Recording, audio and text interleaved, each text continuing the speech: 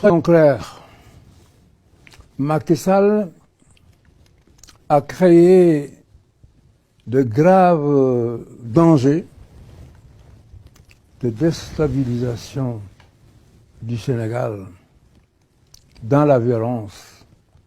Rappelez-vous ce qui s'est passé en Côte d'Ivoire avec plus de 3000 morts, au Burundi avec plus de 2000 morts, en Guinée avec 150 morts, au Togo avec entre 400 et 500 morts, au Kenya, au Nigeria et en RDC.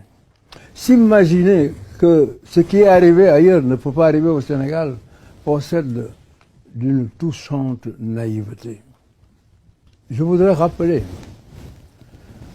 que le Sénégal est un peuple pacifique, mais il peut être violent, très violent. Cela, les présidents Senghor et Diouf le savaient, qui avaient adopté le principe du dialogue permanent avec l'opposition, de façon à trouver des solutions consensuelles avant l'explosion. Et rappelez-vous la rencontre historique qu'il a organisée entre le pouvoir et l'opposition.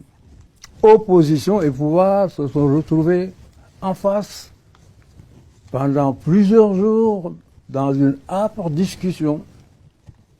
Mais au total, nous avons pu adopter un code électoral consensuel qui est celui qui a régi les élections au Sénégal depuis 25 ans et qui est le code qui a permis à M. Macky Sall d'être aujourd'hui président de la République.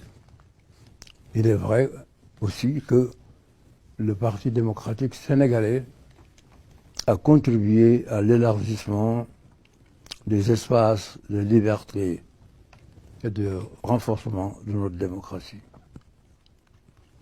Ce combat pour les libertés et la démocratie, je l'ai mené avec l'opposition de l'époque et aussi avec la participation de leaders déterminés et engagés à l'image de Amath Dansokho, Abdoulaye Bathily, Landing Savané et certains autres.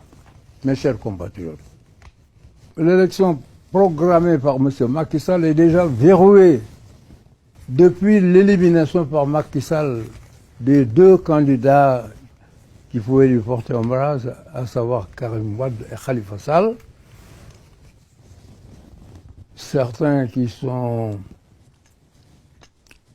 très avertis ou des personnes de son entourage affirment qu'il a déjà choisi d'être élu à 55% ou à 60% et au premier tour. Alors, dans cette direction, il élimine les deux candidats qui lui portaient ombrage, les deux candidats les plus sérieux qui auraient pu assurer l'alternance, c'est-à-dire le battre. Il les met en prison purement et simplement sous des prétextes fallacieux.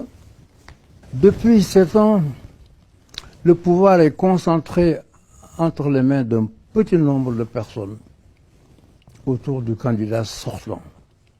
Les libertés sont bafouées, à commencer par la liberté de manifestation et la liberté de réunion. Macky Sall a pris le chemin contraire. Il gouvernait seul, avec ses parents et ses affidés.